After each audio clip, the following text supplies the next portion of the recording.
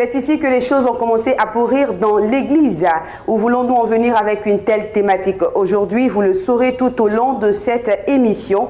Shalom amis téléspectateurs, merci de suivre cette émission Cause à effet qui fait suite à la grande émission En toute conscience que nous savons vous avez appréciée. Alors chers téléspectateurs, pour ce numéro, nous allons retrouver le prophète Don Céleste Nabidi, le Kohen Gadol Adol. Shalom à ses sœurs. Shalom, serviteur de Dieu. Paix sur ta maison. Amen, amen. Alors, serviteur de Dieu, jusqu'ici, vous nous avez expliqué ce que signifiait le Kohen Gadol, mais là, aujourd'hui, on ajoute Adol. Est-ce qu'il y a une signification particulière? Adol, c'est par rapport à ce caractère de pouvoir se distinguer dans sa génération par la finesse intellectuelle. Waouh! Voilà. Voici qui est clair. Cela nous laisse savoir que cette émission qui viendra sera de qualité. Et sur ce, nous vous invitons à nous retrouver sur le plateau de Cause à effet.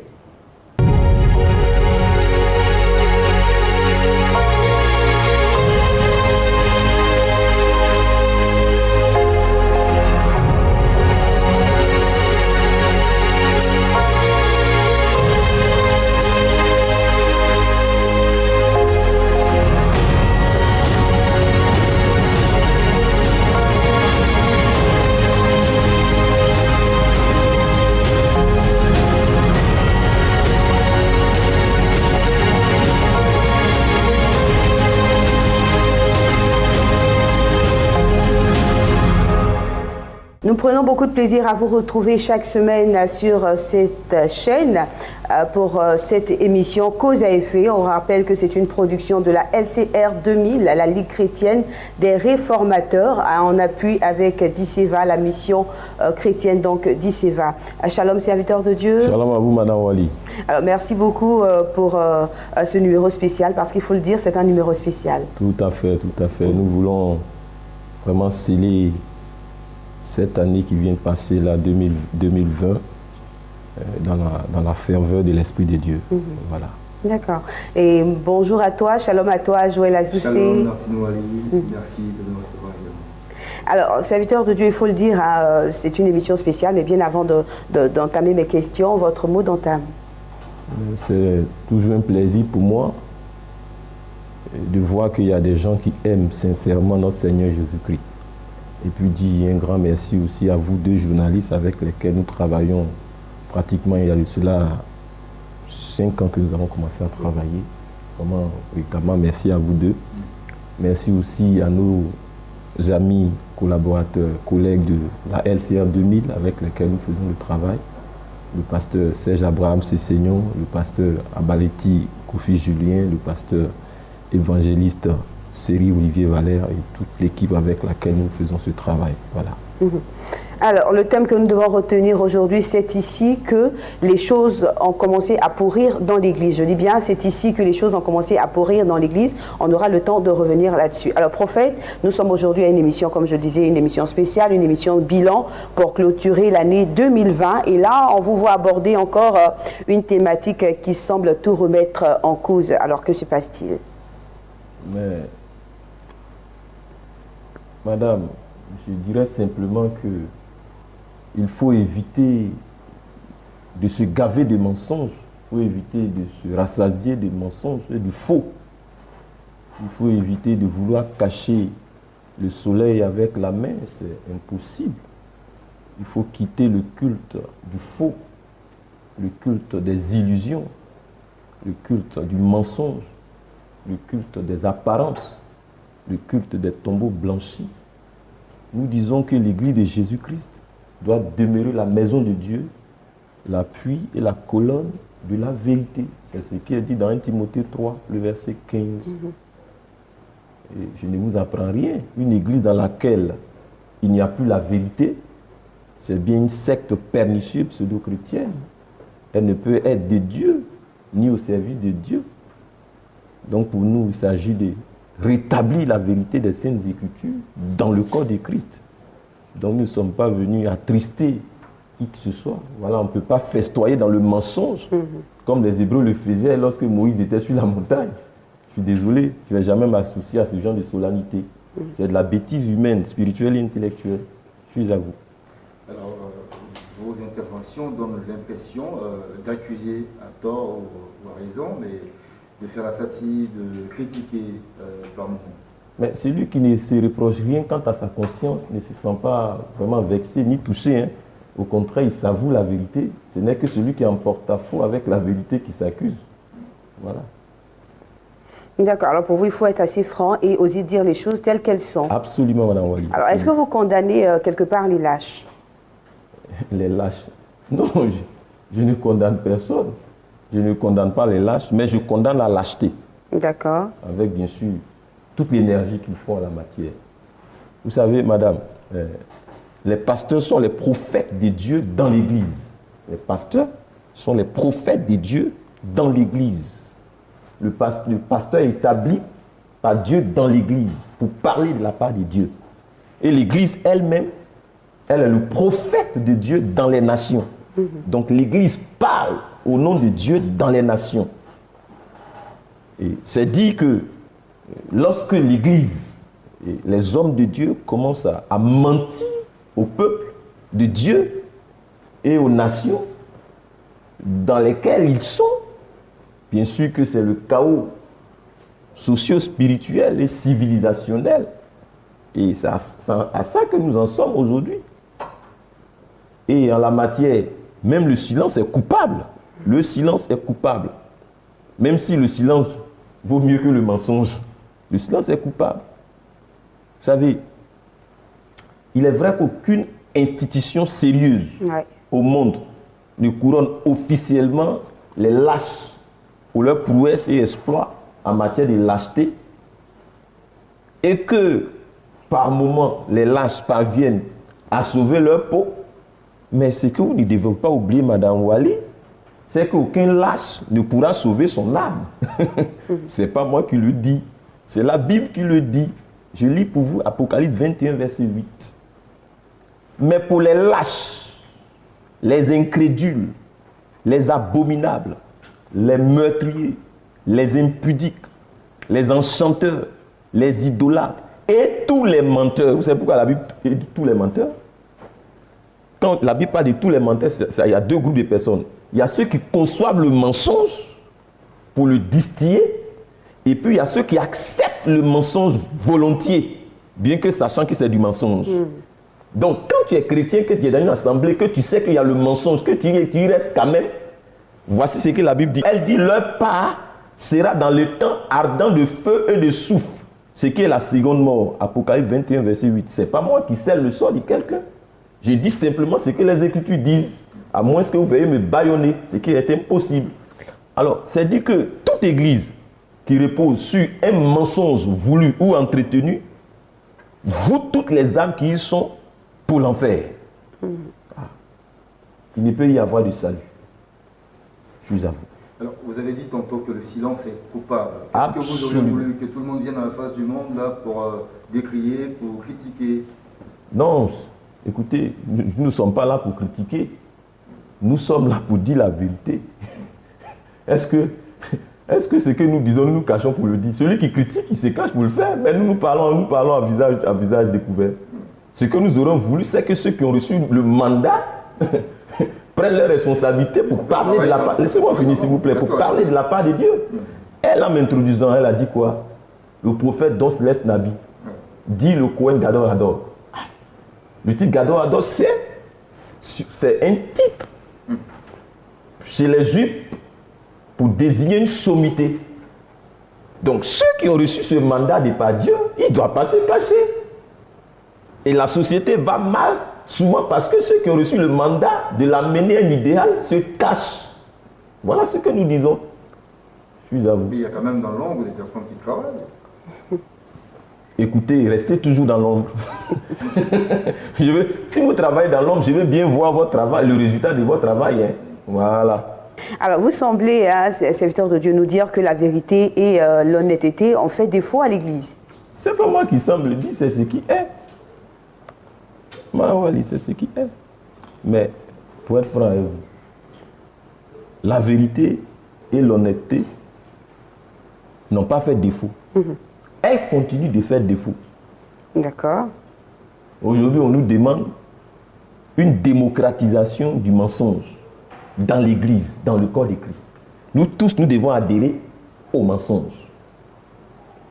Nous autres pasteurs qui osons encore défendre la vérité de la Bible, et nous offusquer quant à tous les travers et vices, perversions et autres qui prévalent dans l'Église, notre tête est mise à prix.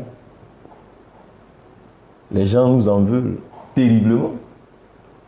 Les uns auraient voulu même que tout le monde se corrompt et se rende, je dirais, à cette danse du mensonge dans l'Église. Mais hélas, Dieu est bon. Dieu se garde toujours un reste qui ne fléchit point les genoux devant Baal pour prophétiser, pour prêcher, pour enseigner pour le ventre ou le gain, pour dire ce que toutes ces âmes abîmées par le péché et vendues au diable veulent l'entendre. Nous n'allons pas nous rendre complices de cela. Nous ne sommes pas là pour dire ce que les gens veulent entendre. Nous sommes là pour dire ce que Dieu a dit à son Église. Je suis à vous. Est-ce qu'en agissant ainsi, vous ne vous attirez pas justement des ennemis? Jésus avait combien d'ennemis? C'est toute une foule qui le suivait, non? Vous avez lu la Bible? Les milliers de personnes qui la nourraient avec les quelques pains et poissons. Mais au moment où il s'agissait d'être crucifié, vous avez vu combien de personnes à ses côtés? Monsieur, je vous ai dit que pour moi la peur est une illusion. D'accord. Alors, serviteur de Dieu, il me semble également que vous tenez les serviteurs de Dieu, les hommes de Dieu, responsables de la situation. Voilà, Wali, je ne tiens pas que les hommes de Dieu responsables de cette situation. Nous sommes tous responsables de cette situation. Vous et moi-même. Vous savez, si les chrétiens n'aimaient pas le mensonge, les pasteurs seraient contraints de prêcher la vérité de la Bible. C'est parce que les chrétiens eux-mêmes aiment le mensonge que beaucoup de pasteurs se sont invités dans la danse du mensonge. Vous savez, même si le poisson pourrit toujours par la tête, c'est tout le monde qui doit se revoir dans cette affaire. Dans tous les cas, le pasteur d'aujourd'hui est plus vu comme un menteur, un faux, un escroc, qu'un homme digne, honorable, crédible et respectable. Et beaucoup de chrétiens et églises sont des apostats debout. Vous avez entendu cette expression-là? Des apostats debout. Oui, dans le combat de boxe, là, on parle de chaos debout. C'est-à-dire, je veux dire simplement que beaucoup de chrétiens, pasteurs et églises sont sonnés par le péché et complètement groggy.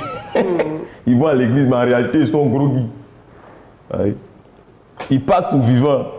Quoique terminé pour moi, quoique mort. Apocalypse dit à l'église de Sardes, je connais tes œuvres. Je sais que tu passes pour être vivant et tu es mort. Apocalypse 3:1. Tout le monde est coupable. Je suis à vous. Pour un début d'année, hein, c'est pas très positif tout ça. Oui, début d'année. Madame Ali.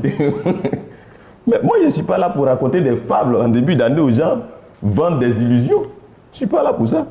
Vous connaissez un seul prophète authentique qui n'aime pas l'homme, qui n'aime pas son peuple, qui n'aime pas l'Église, au point de lui souhaiter un avenir sombre. Je ne suis pas là pour souhaiter un sombre avenir à l'Église, ni à la Côte d'Ivoire, ni au peuple de Dieu. Absolument pas. Moi, je suis profondément amoureux de la Côte d'Ivoire. Tous les prophètes de Dieu ont toujours été et seront toujours des âmes aux dispositions messianiques.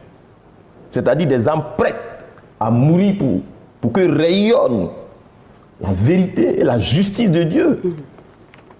Je le dis et je le dirai toujours, ma chère sœur, aussi aux téléspectateurs. Plutôt que de rester là à se tromper avec des vœux de fin d'année, faits du bout des lèvres sans suite, osons quelque peu être honnêtes avec nous-mêmes, avec l'Église, avec même le monde, et avec la réalité, et aussi avec Dieu. Soyons honnêtes. Qu'est-ce que tous ces vœux en longueur d'année là changent dans la vie des gens? C'est des formalités. Vous souvenez-vous des vœux et des prophéties de fin 2019? Mais que s'est-il passé en 2020? Le chaos. Ah ouais. Comment avions-nous été traités nous autres quand nous annoncions que 2020 serait une année de jugement? Comment on a été traités nous autres? Faites le bilan s'il vous plaît. Où sont passées toutes les promesses faites aux chrétiens d'ici et d'ailleurs en fin 2019? S'il vous plaît, arrêtez de mentir aux chrétiens. Arrêtez toutes ces prophéties couronnées de confusion. Arrêtez tous ces oracles qui vous tournent au ridicule. Arrêtez de donner de faux espoirs aux chrétiens. Arrêtez de leur vendre des illusions.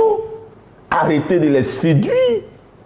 Sortez-les des amusements, des futilités, du vagabondage, des diversions, des illusions, des distractions, des divertissements et amusements profanatoires. On en a marre, madame.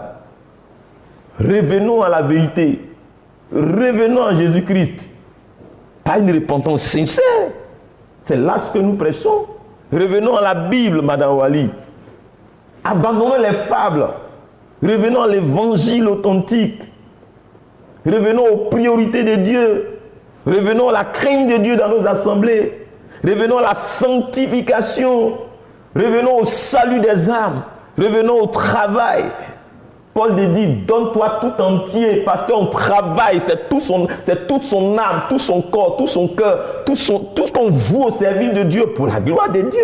Arrêtons de tricher avec Dieu pour aspirer à la gloire. Revenons à l'essentiel. Revenons dans le bon et le noble combat de la foi. Vous savez combien d'heures de travail je fais avant de venir m'asseoir là? Je suis à vous.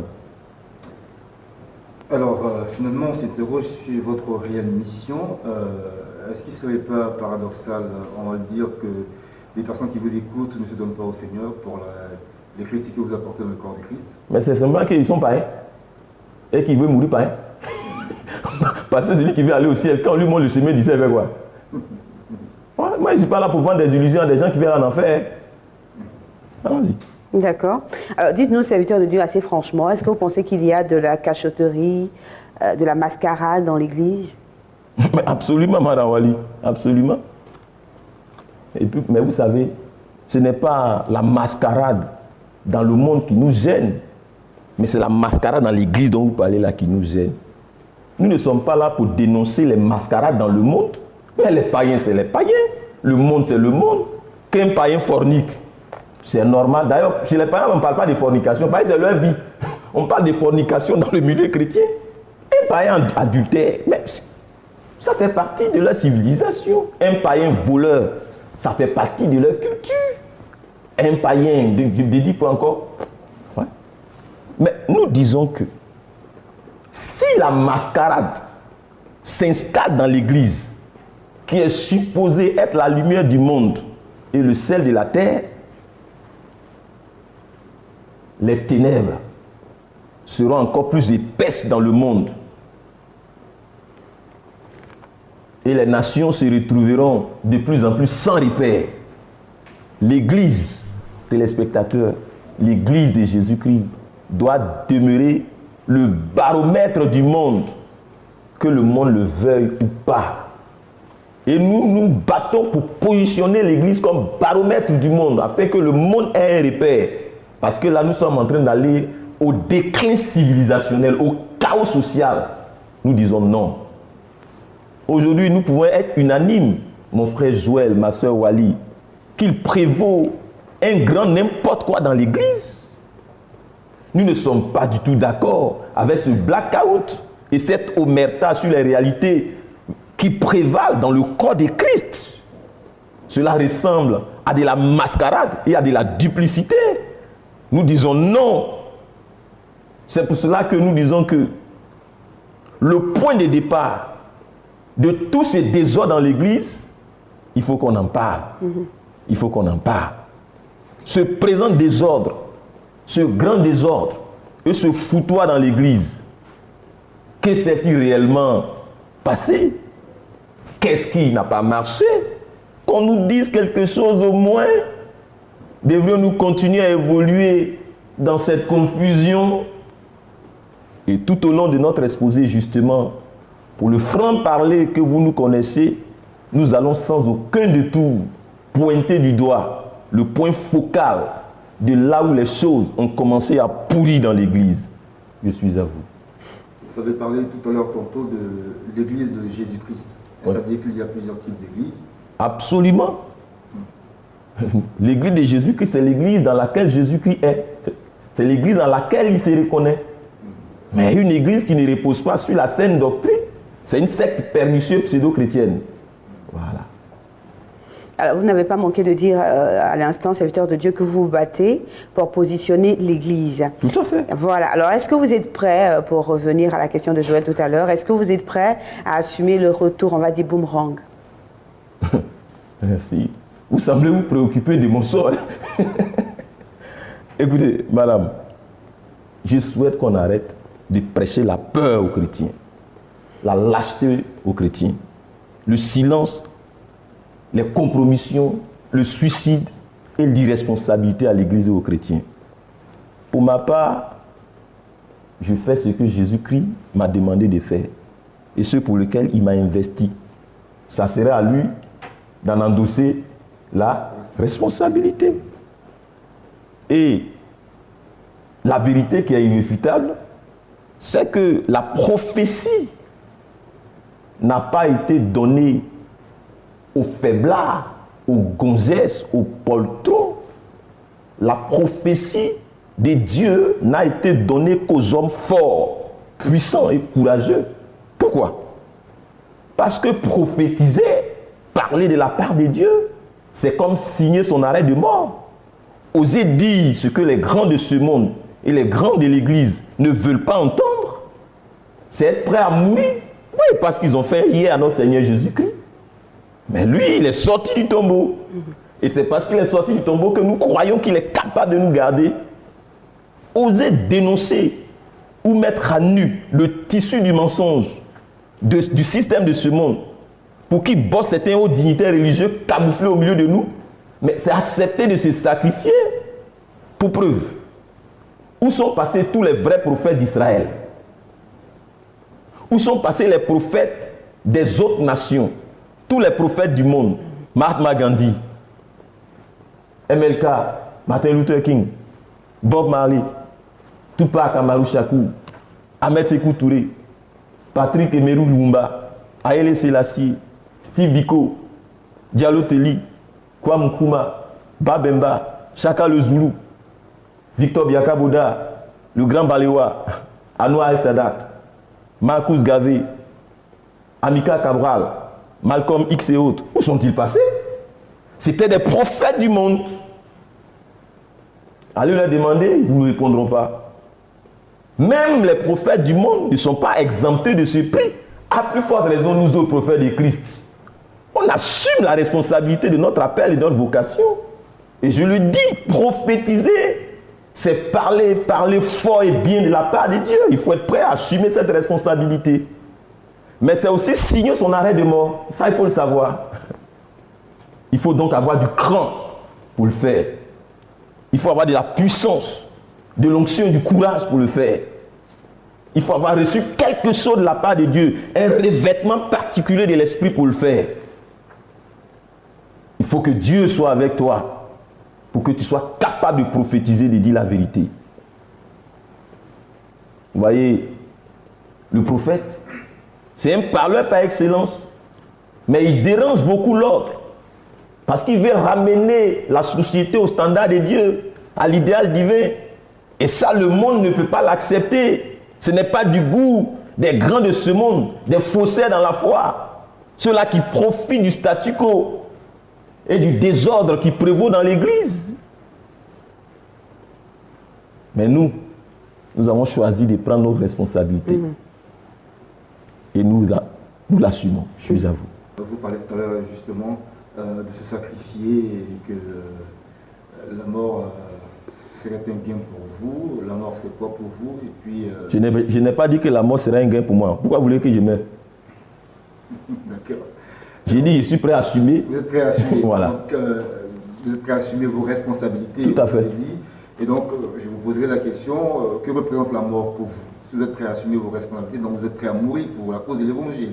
Non, mais il faut d'abord il faut établir le pont qu'il y a entre la mort et le travail que nous faisons pour être un véritable prophète de Jésus-Christ. Il faut être un géant soi-même.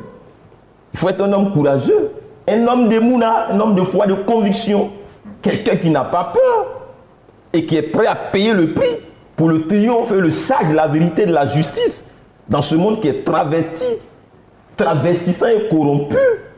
Et pour nous, celui qui nous envoie, il a pouvoir sur la mort et le séjour des morts. Donc nous n'avons qu'une peur de la mort. Personne ne pourra nous ôter la vie si celui qui nous a mandatés ne décide. Nos jours sont comptés avec exactitude. La mort n'a pas surpris Jésus-Christ. Il savait qu'il allait partir à 33 ans et demi.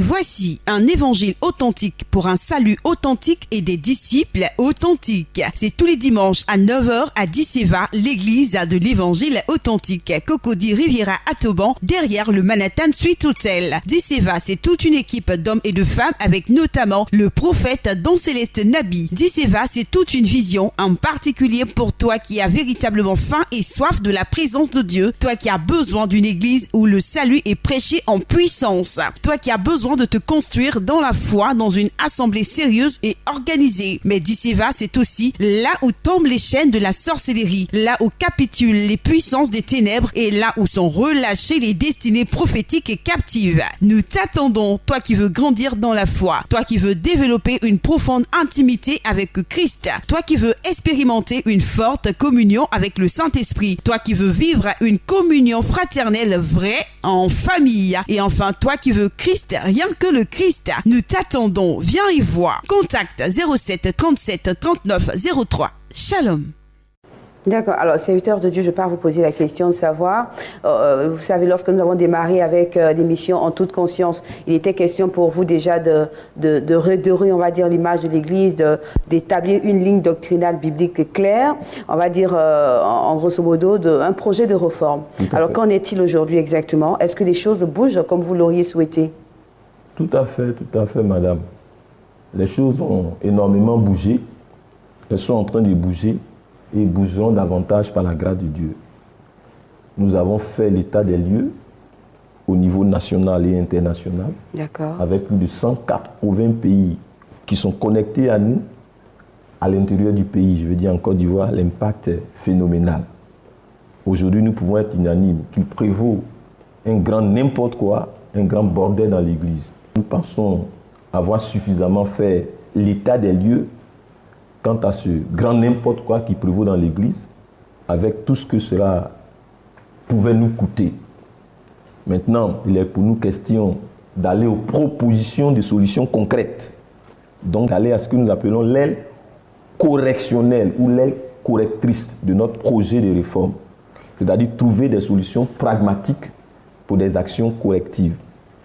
Et c'est justement à ce propos que nous sommes venus exposer sur cette question essentielle à laquelle la réponse que nous allons apporter pourrait constituer l'une des clés du dénouement de ce présent imbroglio de confusion qui prévaut dans le corps de Christ, dont le visage est de plus en plus sombre, effroyable et tuméfié par les nombreux coups que l'Église reçoit ça et là, et même des siens, et ça c'est dommage.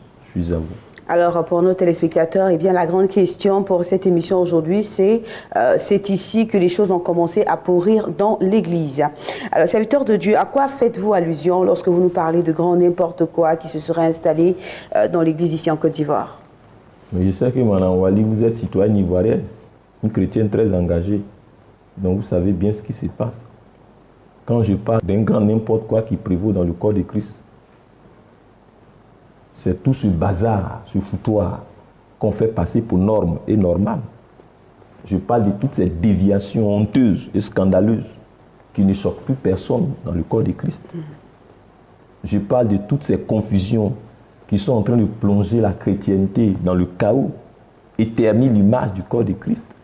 Je parle de toutes ces bandes organisées qui profitaient des charognards, des souffrances, des lamentations et des gémissements des églises en putréfaction, des âmes en décomposition et du peuple de Dieu ballonné par les problèmes, enchaîné par l'impuissance quant à leur quotidien et laissé à la merci de l'ignorance et des démons. Ça, c'est de gros soucis. Oui, je parle de tous ces hold-up, ces piratages, ces braquages, ces brigandages, ces viols, ces manipulations, ces abus, ces désillusions et exploitations, ces escroqueries et arnaques, ces perturbations et troubles, ces anéantissements psychologiques causés aux âmes, aux familles, aux églises et même aux païens, notamment au niveau économique, financier, matériel, relationnel, psychologique, familial, sentimental, doctrinal, social, etc., etc. Le chaos et la confusion sont énormes, le malaise même mal à l'aise, et la plaie manifestement profonde et béante. Il faut le dire. Il faut avoir été l'un des orchestrateurs de ces malheurs, ou être totalement impuissant face à la nécessité de trouver une solution pour se sentir à l'aise dans cette ambiance, pour se complaire dans cet inconfort. Il y a malaise, M. Azoussé. On ne peut pas être à l'aise, il y a malaise. Nous disons qu'il est temps d'arrêter de mégoter dans la foi pour du futile. Notre Dieu est trop grand. Prenons nos responsabilités. Voilà. Sinon, il y a un grand n'importe quoi. Alors, pour être plus pragmatique, pouvez-vous nous citer donc un exemple de comportement déviationniste? Mais un pasteur PD, qu'est-ce qu'il peut prêcher à son assemblée? Quelle onction il peut dégager sur cette assemblée? Un pasteur escroc, qu'est-ce qu'il fera des âmes? Vous m'avez pas répondu. Un pasteur escroc, qu'est-ce qu'il fera des âmes? C'est pas de vous répondre. Un pasteur adultère, comment verra-t-il toutes les filles qui sont à l'église? L'église ne sera-t-elle pas un centre de striptease pour lui? Vous n'aimez pas trop qu'on dise ce genre de choses. Hein. Vous savez, les hommes ont horreur qu'on mette la vérité, on expose la vérité au grand jour. Alors que on devait plus avoir honte du mensonge que de la vérité. Mais pourquoi les gens ont honte maintenant de la vérité? Alors que la vérité d'hier. Ah voilà. Je suis à vous. Alors, serviteur de Dieu, on va donc revenir à la question essentielle qui nous intéresse aujourd'hui. Oui. Et là, je pars pour vous poser la question de savoir quelle est la problématique, pourquoi exactement est-ce qu'on aborde ce thème aujourd'hui? Mais, Madame Wali, la question qui se pose est bien celle-ci. Que s'est-il passé pour qu'un tel bazar, bordel, s'installe dans l'Église en Côte d'Ivoire? Qu'est-ce qui n'a pas marché, chrétien, pasteur? Qu'est-ce qui aurait dû être fait, qui n'a pas été fait? Qu'est-ce qui n'aurait pas dû être fait, mais qui a été fait? Qui aurait dû faire quoi et qu'il a manqué de faire? Qu'est-ce qui aurait dû être fait et comment cela devrait se faire et quand? Et par qui? Que s'est-il passé? Et surtout, comment restaurer les choses? Voilà autant de questions auxquelles il va falloir donner des réponses convaincantes, assorties d'actions correctives, efficientes et pragmatiques. Je suis à vous. On espère qu'on aura les réponses avant la fin de l'émission. Par la grâce de notre Seigneur Jésus-Christ. Alors, on a plusieurs fois entendu ici, pendant la présentation donc, de votre biographie, on le voit également transparaître visiblement à travers vos convictions. On le sait, le prophète Don Céleste Nabi, il est panafricaniste afro-convaincu. Et, non, pas seulement afro-convaincu, afro-convaincu à l'œuvre. À l'œuvre. Voilà. Pas seulement dans les paroles, mais aussi en actes. En actes, voilà. C'est clair, d'accord. Alors, il faut dire que depuis quelques années, vous attaquez très profondément à des problèmes, bien que d'ordre doctrinal, mais qui touchent manifestement la planète. Alors, dites-nous très honnêtement, en tant qu'Africain, qu'est-ce qui se passe? Est-ce que vous pensiez pouvoir y arriver? En tant qu'Africain. Madame, qu'est-ce que vous mettez au juste en tant qu'Africain? Quand vous dites en tant qu'Africain, serait-ce la couleur de ma peau? où cet être humain qui est présenté comme n'étant capable que de boire, manger et péter, qu'est-ce que vous mettez au juste dans africain? Mon cerveau moins évolué, qui serait comparé à celui d'un prétendu et hypothétique primate. Qu'est-ce que vous mettez dans africain? Mes ancêtres qui seraient moins que des êtres humains, car descendants du singe. Auriez-vous voulu que je me décape la peau tel un lézard pour que le message de l'évangile de Jésus-Christ soit universellement accepté? Êtes-vous en train de me dire que l'impact de l'évangile est fonction de la texture et des pigments de la peau? Dieu aurait-il été un peu dans un état d'ivresse lorsqu'il m'appelait? S'est-il trompé d'individu ou de continent? Alors que nous avons, je vous ai dit, touché plus de 180 pays. Je dis bien 180 pays. Est-ce que l'Afrique à elle seule contient 180 pays? Qu'est-ce qui intéresse ces millions de personnes des autres continents qui nous suivent alors? La couleur de ma peau, un pitre qui joue à la comédie, un amuseur de masse? Soyons sérieux, Madame Wali. Écoutez, il serait déraisonnable, déplorable, aberrant, ignoble, exécrable et catastrophique de transporter les attitudes et la culture du racisme, de la ségrégation et de la discrimination dans l'Église de Jésus-Christ.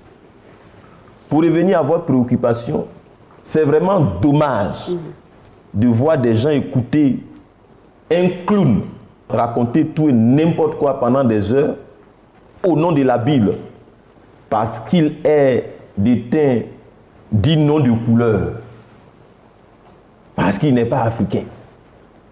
Ce serait déplorable de voir Jésus-Christ et le message de l'Évangile être mieux accepté dans les cœurs en fonction de la couleur de la peau, plutôt que par le fait de la grâce de Dieu, par le fait de la puissance du Saint-Esprit et de l'authenticité qui s'en dégage. Ce serait scandaleux. Et j'ose bien croire que ça n'est pas le cas. Sinon, Madame Wali, je reconnais que beaucoup d'Africains sont effectivement de nouveau baptisés du Saint-Esprit, délivrés du monde et des démons, délivrés du péché, mais ils ne sont manifestement pas délivrés des stigmates et séquelles de l'esclavage, qui est d'ailleurs savamment entretenu par les médias et les milieux moules du monde.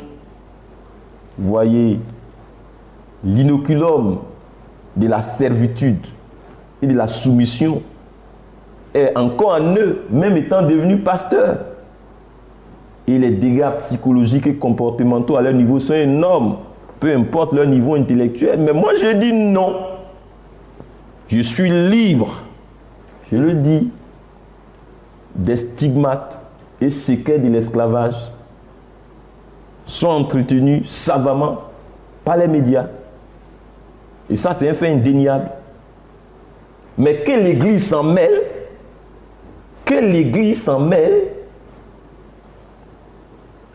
je trouve que c'est scandaleux. Qu'il soit question de racisme dans l'Église, c'est scandaleux. Si nous ne croyons pas que Dieu travaille à travers les Africains, agit à travers les Africains, se manifeste à travers les Africains, mais il faut fermer nos Bibles et retourner aux fétiches et aux idoles de nos ancêtres. Si nous croyons et que nous sommes convaincus que rien de bon ne peut venir des Africains et que l'évangile a plus d'impact lorsqu'il est porté que par des sujets autres que des Noirs, mais je dis que c'est grave, c'est absolument grave.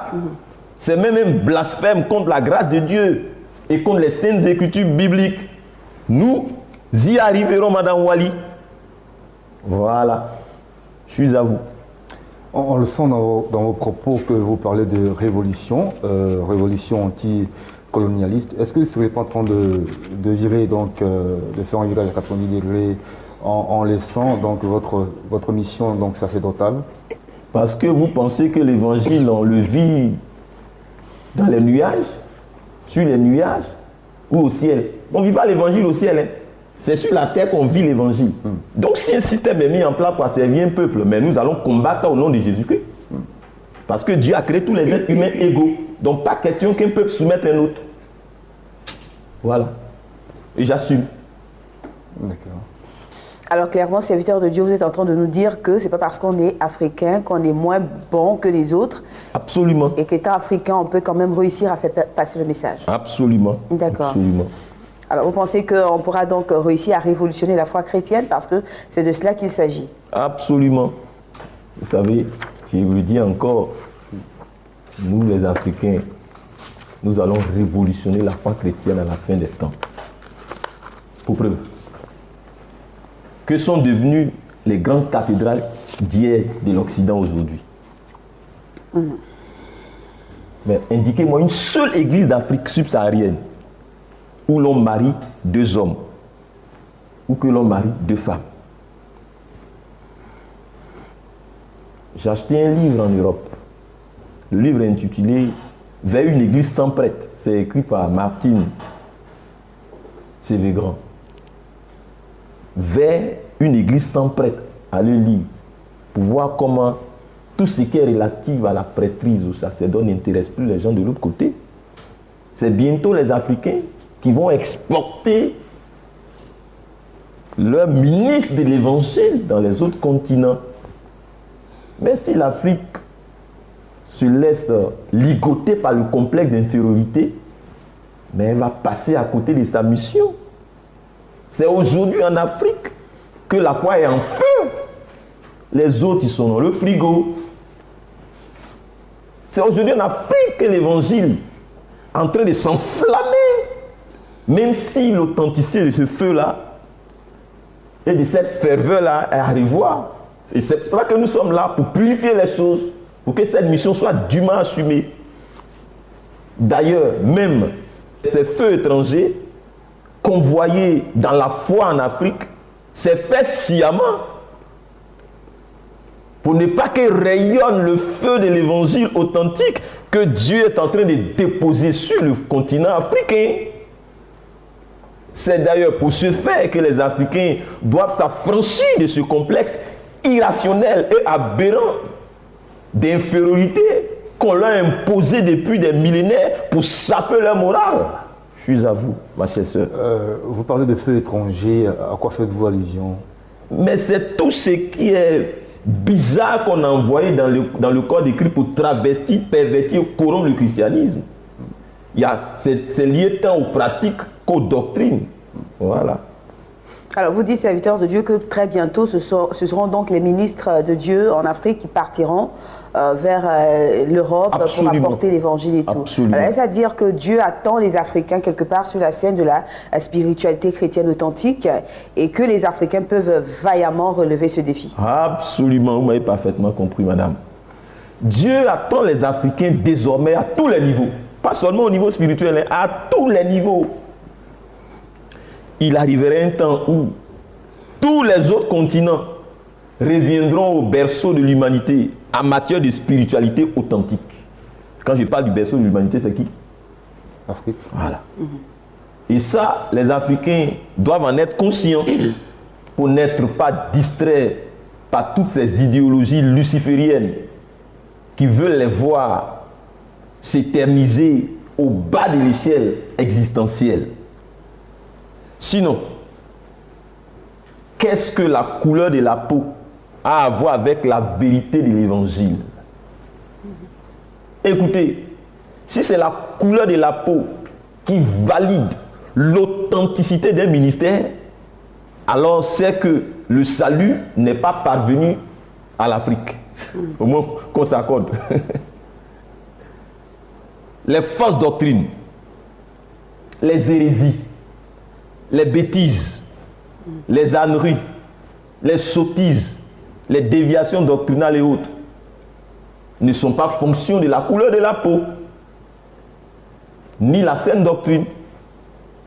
La vérité biblique n'a pas de couleur. Donc Dieu œuvrera à travers les Africains. Et mon cher Joël, écoutez-moi bien. S'il faut affecter des coefficients à la portée de l'évangile en fonction de la couleur de la peau, mais ce serait un blasphème. S'il faut affecter des coefficients à l'évangile quant à sa crédibilité ou à son exactitude en fonction de la couleur de la peau, ce serait un blasphème. S'il faut marketer, vendre l'évangile en fonction de la couleur de la peau, ce serait là encore un blasphème. Si l'évangile se vend mieux en fonction de la couleur de la peau, mais ce sera l'hécatombe. J'ai horreur du racisme. Ne m'amenez pas sur ce terrain. Je suis prophète des nations et mon message s'adresse aux nations sans aucune distinction de couleur de peau.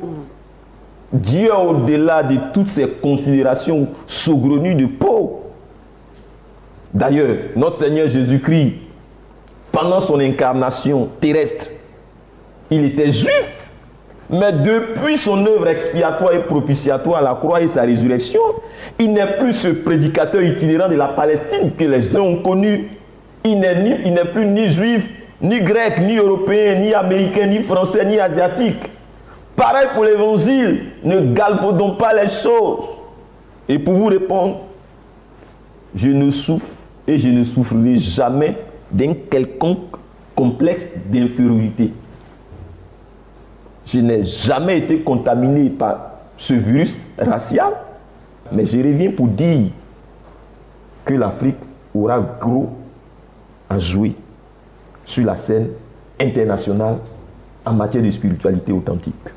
Je suis à vous. Pensez-vous que l'Afrique sera-t-elle aussi prête assez rapidement à assumer ses responsabilités que vous lui vouez présentement? Mais justement, il faut la préparer à cela. Il faut la préparer à cela. Et il nous faut de bons leaders spirituels en la matière. Voilà. Alors, vous parlez français, vous avez étudié donc en français, et vous mettez en cause tous ces acquis-là que les colons nous ont apportés? Absolument pas. Absolument pas. Mais j'ai dit simplement que un continent, une nation, un État, il est comme un enfant. Tu mets ton enfant au monde, tu l'éduques, tu lui donnes, tu lui transmets les valeurs que tu veux, tu conditionnes un peu sa souveraineté, et puis il arrive un temps où l'enfant doit rentrer dans son foyer, tu ne vas pas aller habiter dans son foyer, lui donner des ordres dans son foyer, comme s'il était encore sous son autorité. Il est temps que les autres comprennent que nous sommes devenus adultes. Donc nous refusons qu'on nous infantilise. Ça, je le refuse. Il y a un temps pour assumer sa maturité. Et c'est ce temps-là que nous sommes en train de prêcher. Les signes sont évidents. Mais monsieur Ajouté, quand tu vois ta barbe sortir, quand ta maman voit ta barbe sortir, ta voix changer, les caractères sexuels secondaires s'exprimer, mais c'est que tu es devenu un homme. Que tu peux enceinter une femme. Là, vous entrez pieds et mains liés en politique. Hein. Qu'est-ce que vous appelez la politique? La politique, elle n'est pas le terrain monopolisé des païens. Nous sommes tous dans la société, et tant que la politique va engager ma vie par les décisions que les politiques prennent, j'aurai mon mot à dire. Seulement chacun reste sur son terrain. Moi, je suis par l'appellation Cohen Gadol Ador. Je suis dépositaire de l'évangile. Voilà. Alors, serviteur de Dieu, vous dites que vous n'allez pas vous laisser donc contaminer par un quelconque complexe d'infériorité, c'est bien cela? Tout à fait. Alors, est-ce qu'on peut savoir pourquoi? Mais pourquoi pas? Pourquoi pensez-vous que je dois vivre un quelconque complexe? Écoutez, d'abord les questions de racisme. Cela est incompatible avec ma nature, mais bien plus. Je suis né de nouveau et j'accepte d'être qui je suis, qui le Créateur dit que je suis. Et je lui dédie toute ma vie, toute ma personne et mes actions pour l'édification du corps de Christ. C'est pour dire que personne, ni aucun démon, ni aucun cliché, ni aucune doctrine, ni aucune propagande ne peut me complexer ou m'amener au complexe. Je suis fier d'être qui je suis en tant que personne et qui je suis en Christ. Jamais je ne me laisserai prendre au piège de cette manipulation et de ce lavage de cerveau qui n'a que trop duré et perduré. Impossible qu'on enchaîne avec les liens du complexe d'infériorité. Il faut mettre un terme au néocolonialisme idéologique, spirituel et culturel, pour ne même pas dire religieux. Il faut stopper le racisme, la traite sous toutes ses formes ou même ses nouvelles formes importées jusque dans l'église de Jésus-Christ, à travers certaines manières de faire et de raisonner. Je dis non. C'est vraiment regrettable de voir des gens accorder du crédit à un bêtisier qui raconte tout et n'importe quoi au nom de la Bible parce qu'il est d'un teint autre que le noir, qui est en réalité la couleur royale. Est-ce que vous savez que le noir c'est la couleur royale? Selon la tradition thoraïque hébraïque, le noir c'est la couleur de la royauté, de la malroute. C'est dit comment Dieu, nous Africains, il nous a marqué du sceau de la royauté sur notre peau, on doit en être fiers. Et pour ceux qui ne le savent pas, sachez qu'à la fin des temps, les endroits où la foi sera le plus électrique dans le monde, ce sera en Afrique subsaharienne et en Israël. Amen. Voilà. C'est là nous avons gros à jouer. En réalité, dans la dynamique du retour du Messie, de notre Seigneur Jésus-Christ, les Africains noirs et les Juifs partageront un projet commun. Un projet commun. Celui de révéler Dieu dans ce qu'il est par essence. Celui de révéler la parole de Dieu, la volonté de Dieu. De la même manière que les gens partaient hier en Israël pour trouver Dieu, pour chercher Dieu de cette même manière, il arrivera que dans la suite des temps, des gens viendront en Afrique pour écouter l'évangile authentique. Il n'y a qu'à voir les étranges similitudes entre ces deux peuples qui ont la malroute divine en eux, la royauté divine en eux, la puissance de diriger. C'est l'Afrique subsaharienne, les Africains noirs et les Juifs. Si donc, Madame Wali, voilà ce que je vous dis, donner comme révélation.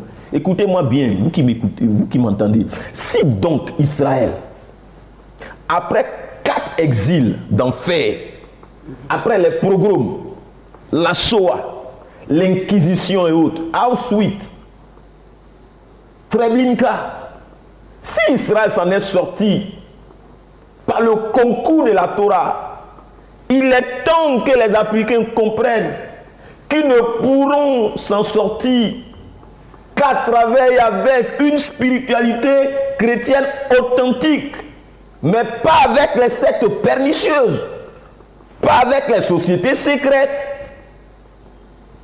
pas avec tous ces clubs noirs de l'obscurité, pas avec les idoles de nos ancêtres. Parce que hier, ces idoles-là, elles ont elles-mêmes été vendues en masse.